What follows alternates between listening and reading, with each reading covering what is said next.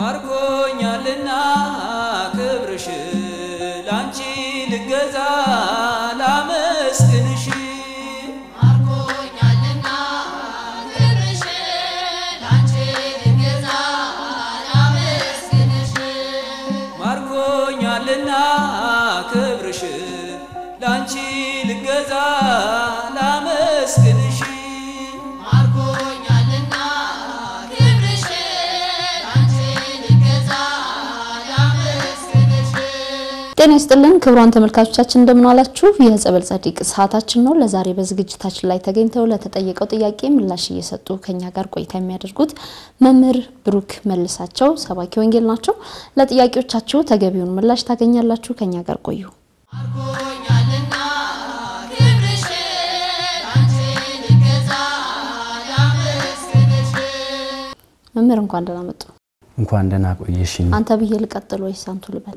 ይቻላል የትኛው ልበል አንተ በይኝ ጥሩሽ እንግዲህ የጸበል ጻድቅ ዝግጅታችን የእምነቱ ተከታዮች የሚጠይቋቸው ጥያቄዎች እንዲሁም ደግሞ ከሌላ ቤተ እምነት ሆነው በቅንነት የቤተክርስቲያናችንን አስተምሮ የሚጠይቁ ተመልካቾቻችን የሚልኳቸው ጥያቄዎች ምላሽ የሚያገኙበት የዝግጅት ሰዓታችን ነው እንግዳችን ስለሆኑልን እጅግ በጣም አድርጌ ያመሰግንኩኝ ወደ ውይይታችን ከማለፋችን በፊት ይባርኩ ላንቺ ልገዛ ላመስግንሽ ማርኮኛልና ክብርሽ ላንቺ ልገዛ ላመስግንሽ ማርኮኛልና ክብርሽ ላንቺ ልገዛ ላመስግንሽ ተመልካቾቻችን ጸበል ጻድቁን ባርከውልን ተመልሰናል በቀጥታ የምናልፈው ወደ ውይይታችን ነው አብራችሁን ቆዩ መምህር በድጋሚ እያመሰገንኩ ወደ ጥያቄው ልለፍ ጥያቄውን የላከችልን አንድ እህታችን ናት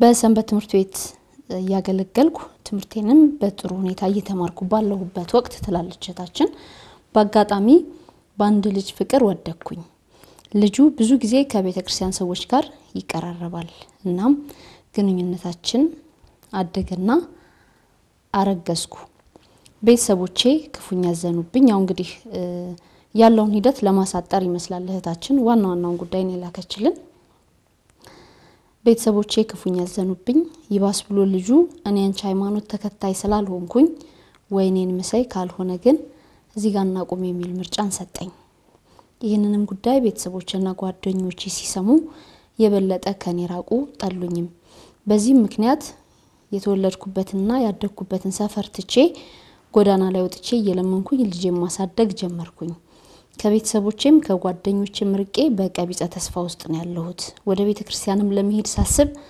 ቃሉንና ትምህርቱን እያወቅኩ ያጠፋሁትና ያፈረስኩት ህግ ትዝ ይያለኝ ልቤ ከብድብኛል ታይተብዬ ስመከር አልሰማ ብዬ የገባሁት ህይወት ከቤተሰቤም ከልጅ አባትም ከቤተክርስቲያንም ከባልደረቦቼም አርቆኝ እየተሰቃየሁ ነው ለመሆኑ እንዴት አድርጌ ወደ ፈጣሪ ልመለስ ብቸኝነት ሲጸናብኝ ራሴን ማጥፋትንም አስባለሁ የወለድኩት ልጅ ሲያሳዝነኝ ደግሞ ተዋለሁ በዚህ ስሜት ሆኜ ያለው ደካማ እህታችሁን የመፍትሄ ሐሳብ ታመላክቱኝ ዘንድ ማጸናለሁ ትላለች እህታችን እንግዲህ ያው ህይወት ሲከብድብን የምንወስናቸው ውሳኔዎች ይኖራሉ እንግዲህ ፈተናዎች ይኖራሉ በህይወት መስመር ላይ እነዛን በማለፍ ሂደት ውስጥ ደግሞ የምንስታቸው ስህተቶች ይኖራሉ እንግዲህ እህታችን ባደረገችው ነገር ተጸጽታለች አካላዊ ጉዳትም ደርሶባታል እንግዲህ ልጅ ይዛ ጎዳና ላይ የመውጣቷን ነገር ነው ያጫወተችን ያለው ከዛ ደግሞ የባሰው ነገር ከቤተሰቦቿም ከሥራ ባልደረቦቿም ከሰንበት ትምህርት ቤት ጓደኞቿም ከመለየቷ ባሻገር ደግሞ እያወኩ ስላጠፋው ከእግዚአብሔርም እየሸሸው ነው ያለሁት እና ባካችሁ እንዴት አድርጌ ልቅረብ የሚል ምክረ ሐሳብ ነው የጠየቀችው እንደው እጅ ከምን ብለናል መምህር እግዚአብሔር ይስጥልን አሁን ከሰማነው የዚህ እህታችን ግለ ታሪክ አንፃር ምናልባት እህታችን ከ15 እስከ 25 የእድሜ ክልል ውስጥ የምትገኝ ወጣት እንደሆነች በቀላሉ መረዳት እንችላለን እና ይሄ የእድሜ ክልል በቤተክርስቲያን አስተምህሮ ወራዙት ወይም ደግሞ አፍላ እድሜ ተብሎ የሚጠራ ክልል ነው እና በዚህ እድሜ ክልል በልዩነት ይሄ የእሳትነት ባህሪ የሚሰለጥንበት ዘመን ነው የተለያዩ እንግዳ የሆኑ ስሜቶች ይንጸባረቃሉና የእህታችን ያጋጠማት የፍቅር ህይወትም በዚህ እድሜ ክልል ላይ የሚጠበቅ ነገር ነው ማለት ነው የሚጠበቅ ነገር ነው።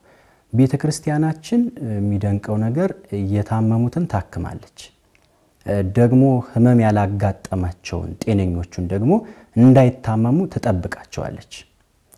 በዚህ መሰረት አሁን የሰማነው የዚች የእህታችን ታሪክ ቤተክርስቲያን እንድትሰጣት የጠየቀችው ምክረ ሐሳብ ወይም ደግሞ መፍትሄ አለ። ወደዛው እስከ መግባታችን በፊት ግን ይሄ የሷ ታሪክ ለሌሎች እህቶች ትምህርት የሚሆን የሚያሳስብ የሚያስጠነቅቅ ታሪክ ስለሆነ በአጠቃላይ ይሄ የጓደኝነት ህይወት የሚባለው ጽንሰ ሐሳቡ በቤተክርስቲያን አስተምህሮ ምን ይመስላል የሚሉትን ዋና ዋና ነጥቦች አንስተን መነጋገር አለብን ብዬ አምናለሁ። እንግዲህ ይሄ የጓደኝነት ህይወት በቤተክርስቲያናችን የጮኝነት ጊዜ ተብሎ ይጠራል እና በዚህ በጮኝነት ጊዜ ውስጥ ደግሞ ቤተክርስቲያን ለይታ ያስቀመጠችው ደግሞ ቅድመ ሁኔታዎች፣ መመሪያዎች፣ ስርዓቶች ይኖራሉ።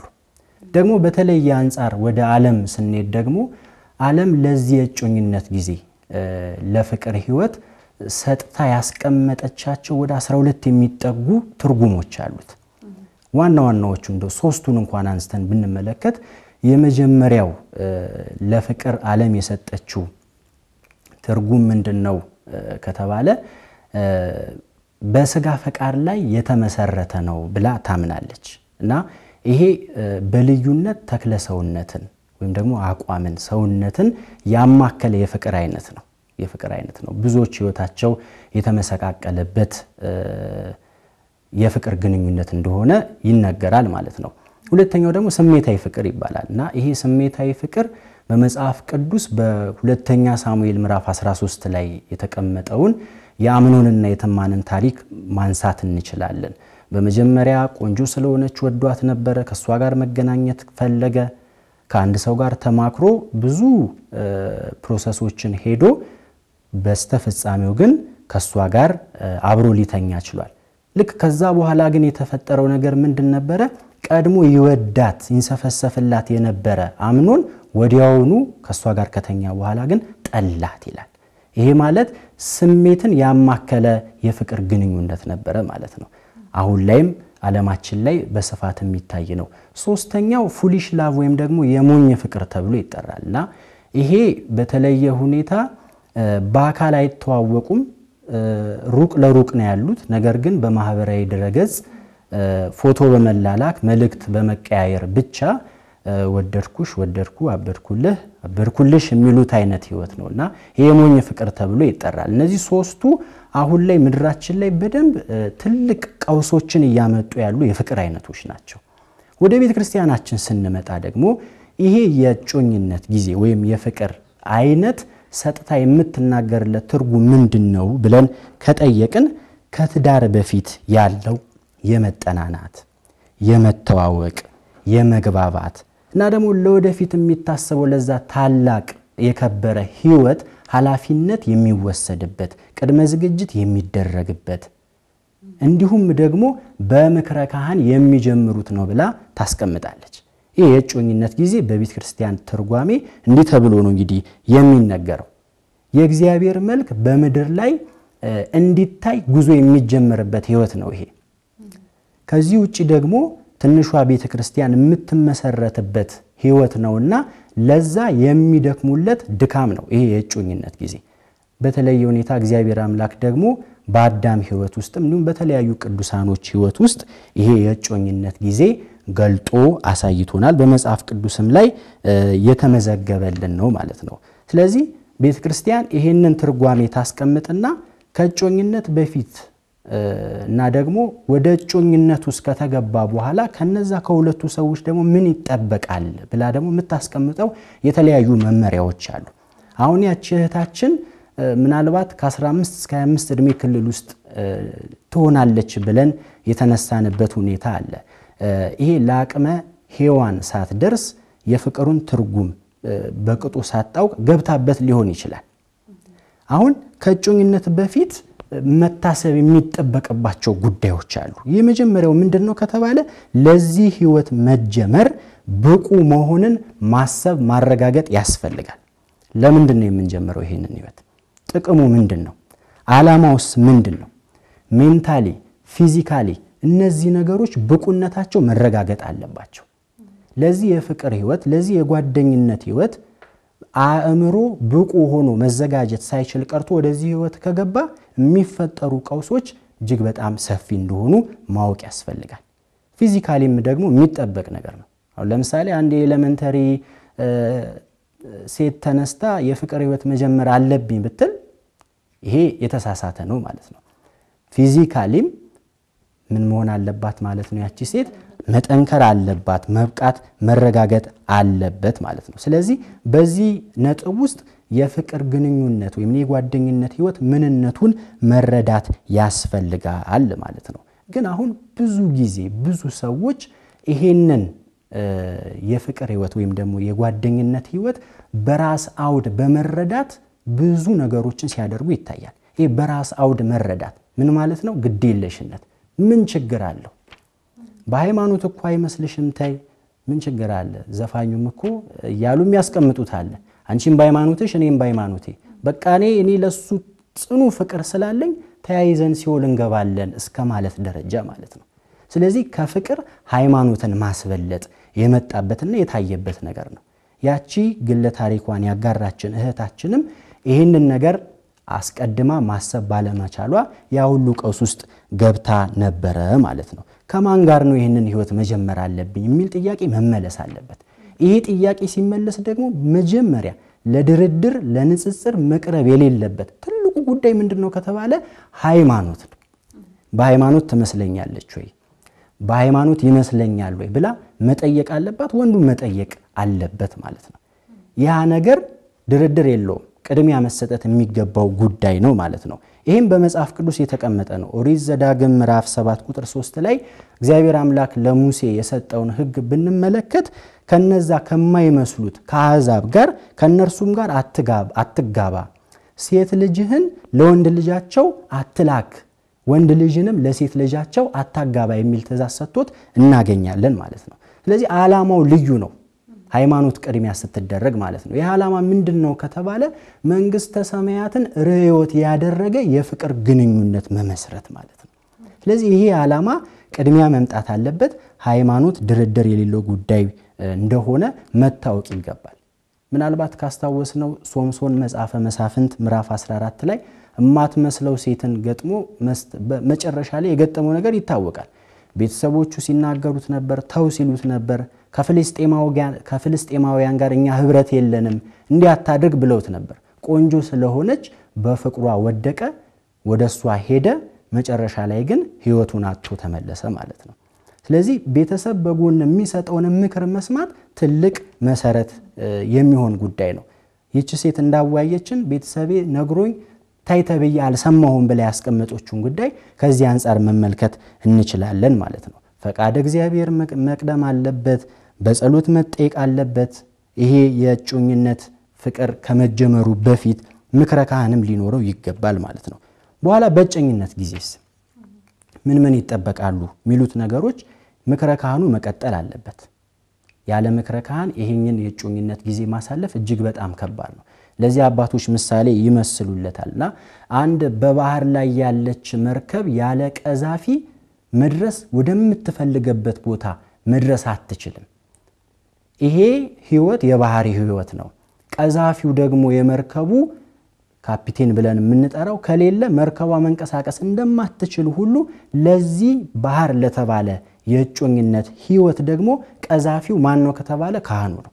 በመካከላቸው ያለ ንስሐ አባት ሊመራቸው ካልቻለ ደግሞ እነርሱ ይሄንን አባት ወደ እነርሱ አምጥተው እንዲመራቸው እንዲመክራቸው መንገድ ካልከፈቱ ህይወታቸው በጣም ከባድ ሁኔታ ውስጥ ይገባል። ቀውሶች የሚታዩበት ህይወት ይሆናል ማለት ነው። ከዛ ውጪ ሱታፊ አምላክ ይጠበቃል።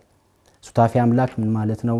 ማስቀደስ፣ መቁረብ፣ ደግሞም አገልግሎት ላይ መሳተፍ፣ አብሮ ቤተክርስቲያን መሄድ። ምናልባት ይሄንን ነገር ስንናገር ይሄንን መልካም ነገር ሰይጣን ለክፉ ነገር ሊያቀርበው ይችላል። አብረው እየቆረቡ ከሰማዋቸው ታሪክ አብረው እየቆረቡ አብረው ቤተክርስቲያን እየሄዱ እያገለገሉ ነገር ግን ተለያይተው እሷም ሌላ አግብታ የወለደች እሱም ደግሞ ሌላ ህይወት ውስጥ የገቡ አሉ። አሁን እንዲህ አይነት ነገር ሲፈጠር ምንድነው በሰው ዘንድ የሚታሰበው? ሚደንቅ እኮ ነው። አብረው እየቆረቡ አብረው እንደዚህ ያደረጉ ይሄው የነሱ ክርስትና ደግሞ ዜሮ ነው ወደሚል ትችት ይመጣል ማለት ነው። ስለዚህ ሰይጣንም ይህንን መልካም ነገር ለመጥፎ ነገር ስለሚያቀርብ ምን ይጠበቃል? ጥንቃቄ ያስፈልገዋል ማለት ነው። አሁን የእህታችን ትልቁ ፈተና ምን ነበረ ካልን ያ ሁሉ የደረሰባት ቀውስ በሃይማኖት ከማይመስላት ሰው ጋር ምን ስለሆነች ነው? ግንኙነት ስለጀመረች። ለምን ጀመረች ብለን ስንጠይቅ ምናልባት ምናስቀምጣቸው መላምቶች ይኖራሉ። ምናልባት ይሄ ሰው ነገ ቀየራለው ችግር የለውም ተስፋ ይሰጣታል። በየጊዜው ያንን ተስፋ እያደረገች ግንኙነታቸው እያደገ መጣ፣ ጸነሰች፣ እኔን መሳይ ካለበለዚያ ጉዳያችን የብዙ እህቶቻችንም ህይወት መምህር እንግዲህ የተበላሸው በዚህ ይመስለኛል። እንግዲህ ብዙ ጥያቄዎችም ይመጣሉ። በቃ ነገ ቀየራለሁ ስንወልድ ከልጄ ጋር አብሬ ክርስትና እነሳለሁ ያንቺን ሃይማኖት ተከተላለሁ የሚሉ ከወንዱ በኩል የሚመጡ ሐሳቦችን በመስማት ያልሆነ ህይወት ውስጥ ይገባሉ። ሥርዓተ ቤተክርስቲያን ሳይጠበቅ ጋብቻ ይመሰረታል። ከዛ በኋላ ወደ ማርገዙ ይኬዳል። ከዛም በኋላ እንግዲህ ልጅ ሲመጣ አይ ልጅ እንጂ ይሄዳለው እንጂ ሃይማኖቴን አልቀይርም የሚሉ ትችቶች በብዙ እህቶቻችን ህይወት ውስጥ ያሉ ፈተናዎች ናቸውና በዛውም ያው የጥቆማ መልእክት ሰተንበት እናልፋለን ብዬ ነው። እውነት ነው። አሁን ይሄንን ነገር ታዲያ ስናስብ በሃይማኖት የማይመስሉን ሰዎች አላማቸው ምንድነው? ተልኳቸው ምንድነው የሚለውን ነገር ማወቅ ያስፈልጋል ማለት ነው። ይሄ የመጀመሪያ ቅድመ ሁኔታ ነው። ምንድነው አላማቸው? እነዚህ ሰዎች ተልኳቸው ምንድነው ብለን ስንነሳ ይህችታችን ይሄ ሰው ለምን ቀረባት? ወጥመድ ነበረ። ወጥመድን ያልንበት ምክንያት ምንድነው? ልክ ከጸነሰች በኋላ እኔን መሳይ ብሏታል። ሃይማኖት የማስቀየር ወጥመድ አስቀድሞ አዘጋጅቶ ነበር ይሄ ሰው ማለት ነው። ስለዚህ የነዚህ ሰዎች ትልቁ ተልኳቸው መጀመሪያ ሃይማኖትን ማስቀየር ነው። ሃይማኖትን ሲያስቀይሩ በእነሱ የእምነት ድርጅት ላይ ምን ይጨምራሉ ማለት ነው? ቁጥር ይጨምራሉ ማለት ነው። ቁጥራቸውን በዚህ መልኩ ያሰፋሉ፣ በደንብ ይደራጃሉ። ዓለም ላይ በሚደረጉ እያንዳንዱ እንቅስቃሴዎች ላይ ዶሚኔት አድርገው ኃያላን መሆን ይችላሉ ማለት ነው። ይሄንን ትልቅ አጀንዳ ይዘው እንደሚንቀሳቀሱ ክርስቲያኑ በደንብ ሊያውቅና ሊጠነቀቅ ይገባል ማለት ነው። ቅድም እንዳነሳ ነው ቀይራለው ያለ ተስፋ ይሰጣሉ። ሲጸንሱ ግን ዞር ብለው አያዩ። ያቺም ሴት ወይ አማራጭ ከሌላት ደካማ ከሆነች እግዚአብሔር ካላጠነከራት እግዚአብሔር እንዲያጠነክራት ፍላጎት ከሌላት በስተፍጻሜ የዛን ሰው ሃይማኖት ተከታይ ሆና ታርፋለች ማለት ነው። ይሄ ካልሆነም የታችን ጣፋንታ ይደርሳታል። ሃይማኖቱን አልከተልም እምነቴን እንዳያስኩ እንደው ከእግዚአብሔር ብጣላም እስቲ ጎዳና ላይ ልውጣ የሚል ውሳኔ እስከመወሰን ድረስ ከቤተሰብም ከወዳጆችም መራቅ እንደዚህ አይነት አስከፊ ህይወት መስመር ላይ መገኘት በራሱ ያሳዝናል። ለዛውም ሰንበት ተማሪ ብለን እንግዲህ ከሰንበት ተማሪዎች ብዙ ምን ተጠብቀው ነገር ስላለ ነው። ምክንያቱም ሥርዓተ ቤተክርስቲያንን በጥልቀት ይረዳሉ፣ ያውቃሉ። በቤተክርስቲያን ተኮትኩተው ያደጉ ያሉ ልጆች ስለሆኑ እንደዚህ አይነት ስህተት ሲሰሩ ያስደነግጣል። ግን ደግሞ ስህተቱን ስለሰሩ ብቻ በዛው ልም ብለው ይጥፉ እንዳናያቸው ሳይሆን መፍትሄዎችም ይኖራሉ። እነሱንም እንመጣባቸዋለን። እውነት ነው። ዋው መፍትሄዎቹን በደንብ ከፋፍለን መናይበት ሁኔታም አለ።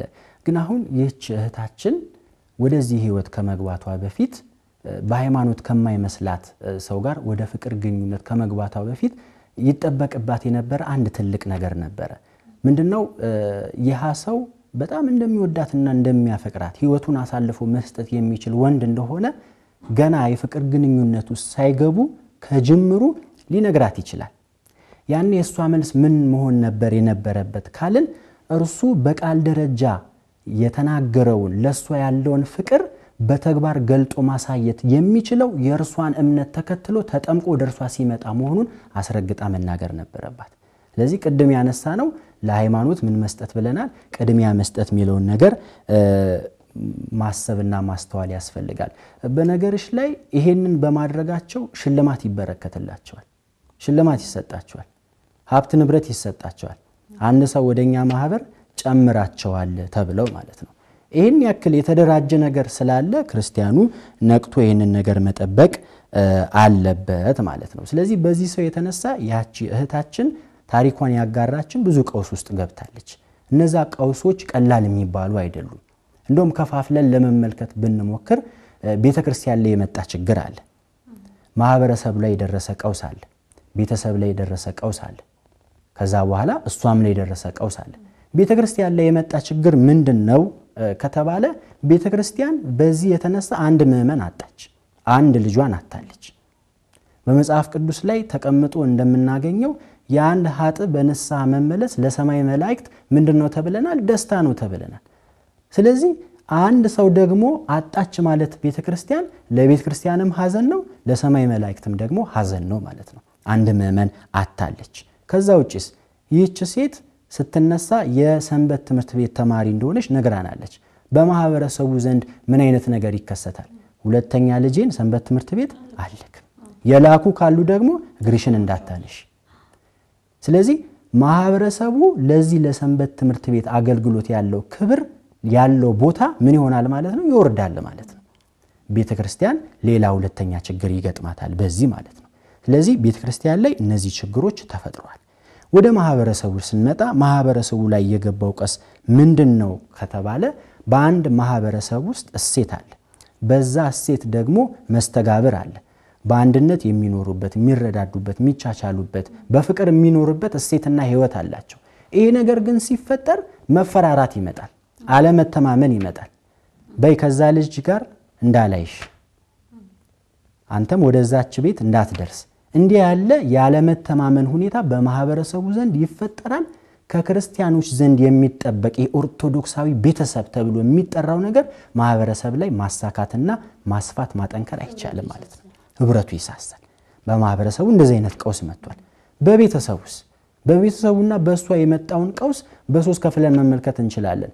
ሞራል አለ፣ ደግሞ ኢኮኖሚካል አለ፣ ስፒሪቹዋሊ ደግሞ የመጣ ቀውስ አለ። ሞራሊ ይሄ ቤተሰብ አስተምሬ ለወግ ማረግ በቅታልኝ፣ አስደስታኝ፣ ጦራኝ ብለው የሚያስቀምጡት ቤተሰቦች በልጆቻቸው የሚመኩበት ነገር አለ።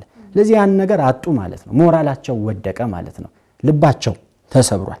በአንጻሩ ወደዚህ እህታችን ደግሞ ስንሄድ በጣም ሞራሏና ቅስሟ ልቧ ተሰብሯል። ቤተሰቦቿ ጠልተዋታል፣ ባልንጀሮቿ ጠልተዋታል፣ ከማህበረሰቡ ተገላለች። ዞር ብሎ የሚያያት ሰው አልነበረም ባጠገቧ። ስለዚህ ልቧ ተሰብሯል ማለት ነው። ኢኮኖሚካሊስ ይህች ሴት በረንዳ ላይ ወጣ ልጅ አለ። እንዴት ነው ልጇን እያሳደገች ያለችው? እየለመነች ነው። እየተራበች ልጇን ታጎርሳለች። ልጇ እየተራበ ያለቅሳል። በዛ ውስጥ የምትጨነቀው ጭንቀት አለ። ስለዚህ የኢኮኖሚ ድቀት ደርሶባታል ማለት ነው። መንፈሳዊነቱ ቤተሰቡ ላይ ስንመጣ ሰንበት ትምህርት ቤት ትማር ብለን ቤተክርስቲያን ልከ እንዲህ አይነት ነገር ካመጣችማ በቃ እዛ የሚያስተምሩት ነገር ብለው ለቤተክርስቲያን ያላቸው ይሄ መንፈሳዊነታቸው ይላላል ማለት ነው። ይርቃሉ እነሱም ማለት ነው። በሩቁ የማለት ብሂል ይመጣል እነሱ ጋር።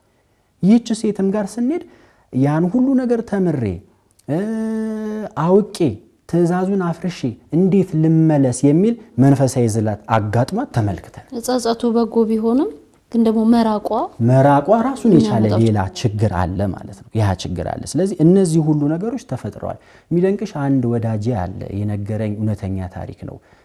እዚሁ ከተማ ውስጥ ነው ያለውና በሚሰራበት መስሪያ ቤት ውስጥ አንድ ቢሮ ውስጥ ነው 4 ሆነው ነበር የተቀጠሩት፣ 2 ወንድ 2 ሴት እና እሱና ጓደኛው ክርስቲያን ናቸው። 2ቱ ደግሞ ሴት ናቸው፣ የሌላ ሃይማኖት ተከታይ ናቸው። እና አንድ ቢሮ ውስጥ እንግዲህ ሲኮን ማውራት አለ፣ አብሮ መብላት መጠጣት፣ ጧት ላይ አብሮ መሄድ፣ ማታ አብሮ መመለስ፣ ልዩ የሆነ ግንኙነት ይኖራቸዋል። በዚህ ጊዜ ምንድን ነበር የተፈጠረው? እነዛ 2 ሌላ ሃይማኖት ተከታዮች እነዚህን 2ቱን ወንድ ክርስቲያኖች ከቀደመው ይልቅ መጠጋት ጀመሩ። ብዙ ማውራት ጀመሩ። አብረው ጊዜ ማሳለፍ ጀመሩ። ከዛ በኋላ ምን አይነት ጥያቄ ነው ያመጡት?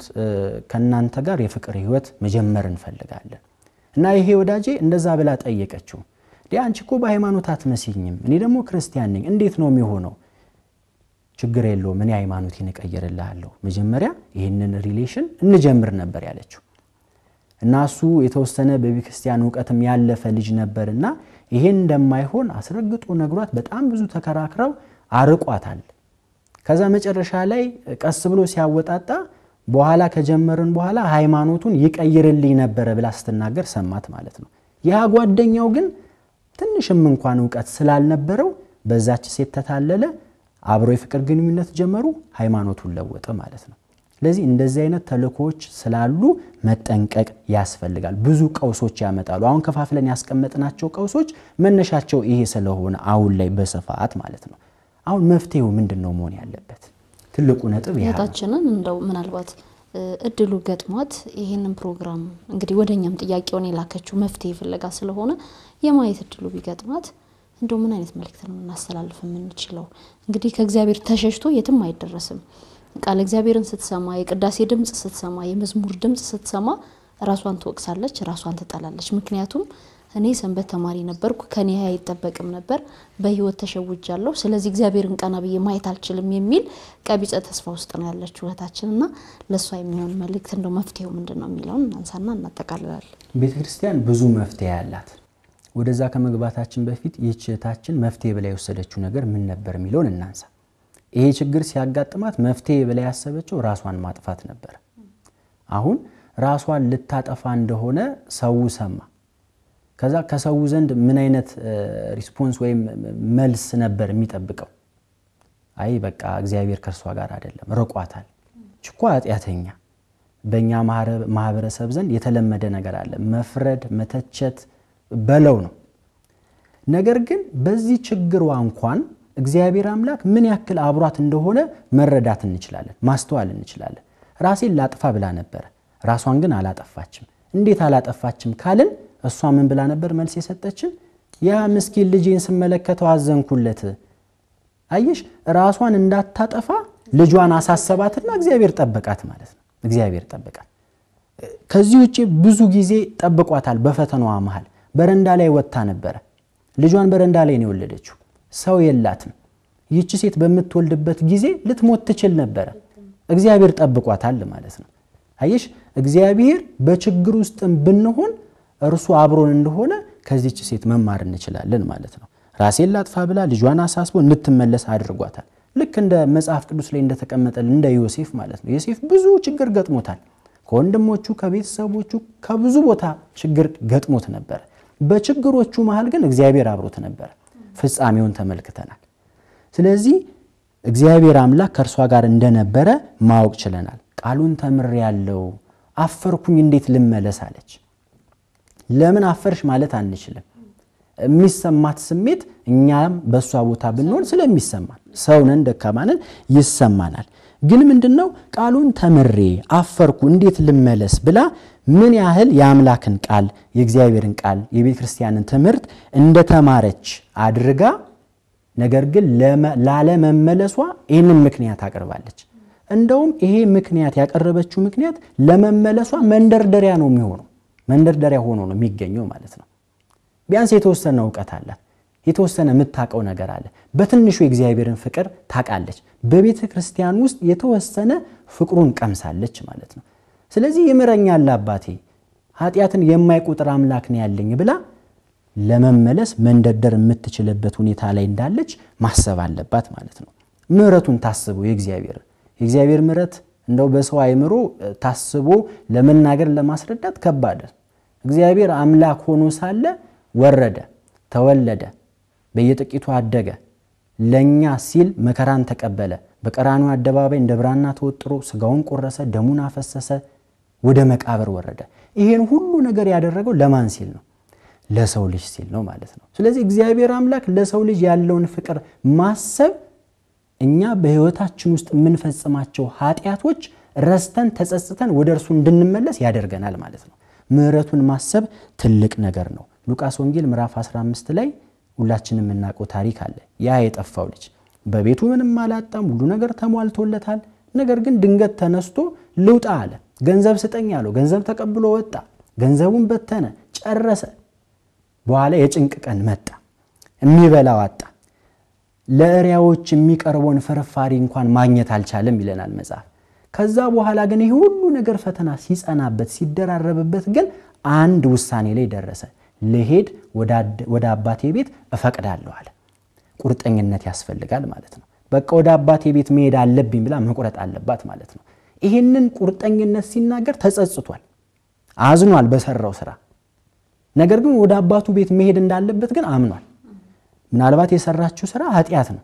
ነገር ግን ምንም ያክል ኃጢያት ብትሰራ ምን አርጋለች? ተጸጽታለች። መጸጸቷን እባካችሁ ምከሩኝ ወደ ቤተክርስቲያን መመለስ እፈልጋለሁ ብላ ስትናገር ተመልክተናታል። ስለዚህ መጸጸት መመለስ የእግዚአብሔርን ፍቅር አስቡ። ከዛ በኋላ ለሚኖረው ቀጣይ ህይወት እቅድ አውጥቶ መንቀሳቀስ ያስፈልጋል። ከቤተክርስቲያንም ጋር መምከር ትችላለች። ወደ ቤተክርስቲያን ከቀረበች አባቶች አሉ፣ የቤተሰቡን አባት ይኖራሉ ብለን እናስባለን። እንግዲህ የመከረች ከቤተሰቡም ጋር ያለውን ሰላም የመፍጠር ሁኔታ ይኖራል ብለን እናስባለን። እውነት ነው። ቅዱስ ዮሐንስ አፈወርቅ እንደውም ምን ያለው ቃል አለ? መውደቅ አዳማዊ ነው፣ ወድቆ ለመነሳት ግን ዲያብሎሳዊ ነው ብሎ ተናግሯል። ስለዚህ መውደቁ አዲስ ነገር አይደለም። በቃ የሆነው ነገር ሆኗል፣ ተፈጥሯል። ለቀጣዩ ግን ምን ማድረግ ይጠበቃል? ክርስቲያን ደግሞ በተለየ ሁኔታ ተስፋ የሚቆርጥ ሰው አይደለም። ምክንያቱም ተስፋ የሚያደርገው መንግስተ ሰማያት አለችው። ተስፋ የሆነ እግዚአብሔር አምላክ ከጎኑ ስለሆነ ማለት ነው። ከዚህ በኋላ እንግዲህ ወደ ራሷ ህይወት መመለስ አለባት፣ ማቀድ አለባት። ሪቮሉሽን ተብሎ የሚጠራው ራስን ማደስ፣ የቀደመውን ህይወቷን ትርሳው ማለት አይቻልም። ሰውነሽ ልታስታውስ ትችላለች። ከዚያ በላይ ግን በፊት የሚጠብቃትን ግን ህይወት አብልጦ ማሰብ ያስፈልጋል፣ ከእግዚአብሔር ጋር ማለት ነው። እግዚአብሔር የፈቀደው ነገር ሆኗል። ከዚህ በኋላ ግን ተጸጽቼ ንስሐ ገብቼ የገጠሙኝን ችግሮች ማስተካከል የምችልበትን አቅም ከእግዚአብሔር ጋር ማዳበር አለብኝ ብላ ማሰብ አለባት ማለት ነው። ታዲያ ይህንን ስታስብ ግን እሷ ብቻ አይደለችም ለዚህ ለመጣው ነገር መፍትሄ የምትሰጠው። ከሷ ጋር ቀውስ ውስጥ ገብተው የነበሩ ችግር ውስጥ ገብተው የነበሩ የችግሩ አካላቶች የመፍትሄ አካላት ሆኖ መምጣት አለባቸው። እንዴት ይምጡ? እንመልከት። የመጀመሪያ ቤተክርስቲያን ላይ የገጠመ ችግር አለ ብለናል። ሰንበት ትምህርት ቤት አለ ቤተክርስቲያን ላይ፣ ማህበረ ካህናት ደግሞ አሉ። ይሄ ማለት የንስሐ አባት ያነሳሽልኝ ማለት ነው። ሰንበት ትምህርት ቤቱ ምን ማድረግ አለበት? ይቺ ልጅ እንግዲህ ቤተሰቦቿ ጠልተዋታል፣ ከማህበረሰቡ ተገላለች። ቢያንስ ካጠገቧ ሊኖር የሚችለው ሰንበት ትምህርት ቤቱ ነው። ባለው አቅም የዕለት ጉርስ ከማዘጋጀት፣ ንስሐ አባት ካለ ንስሐ አባት ጠርቶ ከማገናኘት፣ ተስፋ የሚሰጡ የሚያበረቱ ቃለ እግዚአብሔርን በማስተማር ወደ እነሱ እንድትቀርብ የማድረግ ስራ ከሰንበት ትምህርት ቤቱ ይጠበቃል ማለት ነው። ከዚያ ውጪ ደግሞ ለሌላ ጊዜ እንዲህ አይነት ነገር እንዳይፈጠር ደግሞ ሰንበት ትምህርት ቤቱ በልዩነት በእንደዚህ አይነት ህይወት ተኮር ተግባራዊ ትምህርት አዘጋጅቶ ቀርጾ ማስተማር አለበት። አሁን ማስተማሪያም ትሆናለች። ራሱን የቻለ ካሪኩለምም ሊቀረጽለት ይገባል። እንዲህ አይነት ህይወት ብዙ ጊዜ እንደዚህ አይነት ህይወት ገሃድ ወጥቶ አይታይም። የሆነ የሀፍረት ስሜት የሚሰማን ይመስለናል። ነገር ግን ይሄ አይደለም። እየመጣ ያለ ቀውስ፣ እየመጣ ያለ ችግር ከባድ ስለሆነ ማለት ነው። በግልጽ እንደዚህ አይነት ህይወት ተኮር ስልጠናዎች፣ ትምህርቶች ሰንበት ትምህርት ቤቶች ቁጭ ብለው ተነጋግረው አዘጋጅተው ለልጆቻቸው ለሰንበት ትምህርት ቤት አባላት ማስተማር ይጠበቅባቸዋል ማለት ነው። ስለዚህ ከቤተክርስቲያን የሚጠበቅ መፍትሄ ይሄ ነው የመጀመሪያው።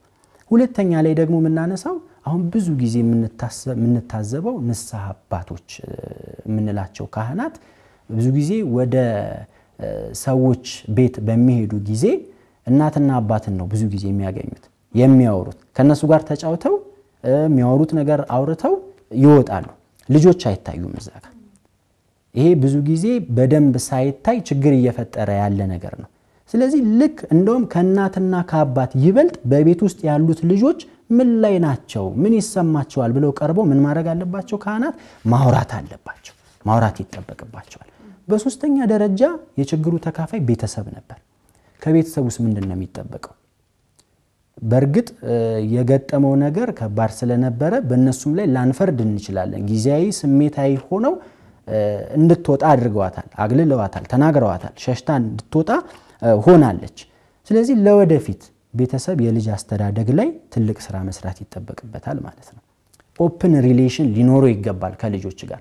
አሁን ብዙ ጊዜ ግን ቤተሰብና ልጅ ያላቸው ግንኙነት ዞር ብለን ብናጠናና ብናይ በጣም የተራራቀ ነው። ቁጭ ብለው ማውራት የሚችሉ እናትና ልጅ አይታዩም። ግን ምንድነው ያቺ ልጅ ከቤስት ፍሬንድ ከምትለዋ ጓደኛዋ ጋር ከምታወራው በላይ እናት ከልጇ ጋር ማውራት አለባት። ይሄኔ እኮ ከቤተሰቧቸው ጋር እቺ እህታችን በጣም ጥብቅ የሆነ ሪሌሽን ቢኖራት በጣም የሚያወሩ ቢሆን ኖሮ ገና ተጥንስሱ ምን ያረጋት ነበር? ያስቆሟት ነበር፣ መቆም ይችል ነበር።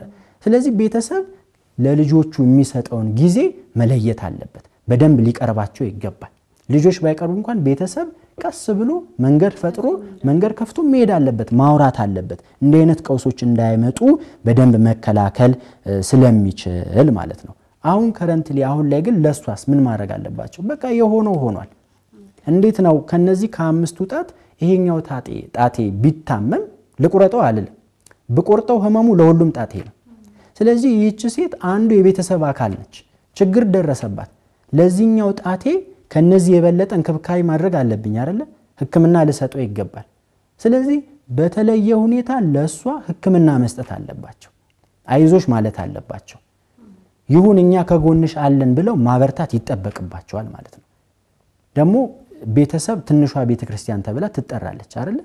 ከትንሿ ቤተሰብ ደግሞ አንድ ሰው ተለይቶ ወጣ ማለት እግዚአብሔር ሐዘን ውስጥ ይገባል ማለት ነው። እግዚአብሔር ቅድም ያነሳነው ሐሳብ እዚህ ጋር ማምጣት እንችላለን። ለጌታ ሐዘን ነው ይሄ። ስለዚህ ቆም ብለው ማስተዋል ይጠበቅባቸዋል ቤተሰቦቿ። ነገር ግን በዚህ አጋጣሚ እኚህ ሰንበት ትምህርት ቤት ውስጥ ያሉ በተለየ ሁኔታ የሷ ቤተሰብ ጋር ሄደው ማውራት አለባቸው። የሚስማሙበትን ሽማግሌ በመላክ ሊሆን ይችላል፣ ካህናትን በመላክ ሊሆን ይችላል። ስምምነት እንዲፈጠር የድርሻቸውን መወጣት አለባቸው።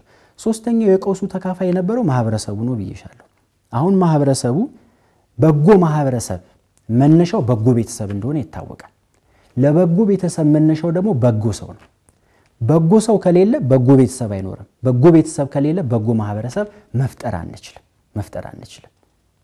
ስለዚህ ይሄ ነገር በደንብ ሊታሰብበት ይገባል። በጎ ማህበረሰብ ከሌለ ደግሞ በጎ ሀገር ልትፈጠር አትችልም። ሰንሰለቱ ቼኑ በዚህ ልክ ስለሆነ ማስተዋል ያስፈልጋል ማለት ነው። ስለዚህ ከአንድ ማህበረሰብ አንድ ሰው ከተገለለ በጎ ቤተሰብ ምን ሆነ ማለት ነው? ፈረሰ ማለት ነው። በጎ ቤተሰብ ከሌለ ደግሞ በጎ ማህበረሰብ ይመጣል አይመጣም ማለት ነው። ስለዚህ በጎ ሀገርን ለመፍጠር በጎ ማህበረሰብ መፈጠር አለበት። በጎ ማህበረሰብ እንዲፈጠር በጎ ቤተሰብ መፈጠር አለበት። በጎ ቤተሰብ እንዲፈጠር በጎ ሰው መፈጠር አለበት ማለት ነው። ስለዚህ ይህንን ለማሳካት ደግሞ ሁሉም የየድርሻውን ምን ሊያደርግ ይገባል? ሊወጣ ይገባል ማለት ነው።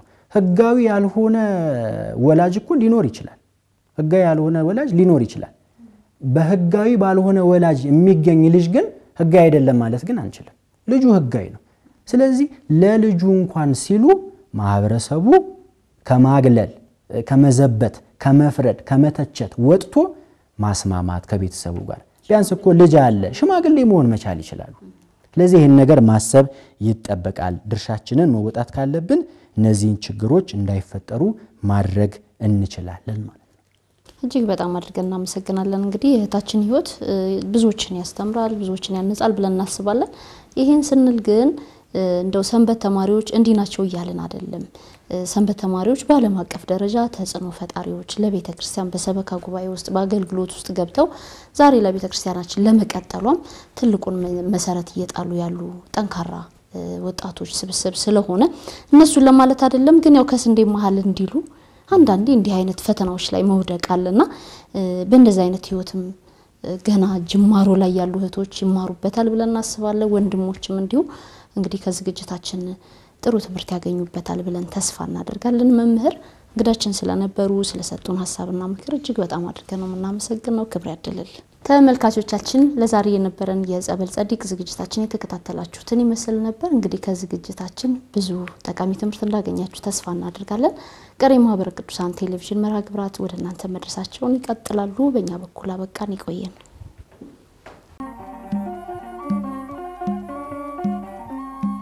ማርኮኛልና ክብርሽ ላንቺ ልገዛ ላመስግንሽ ማርኮኛልና ክብርሽ ላንቺ ልገዛ ላመስግንሽ ማርኮኛልና ክብርሽ ላንቺ ልገዛ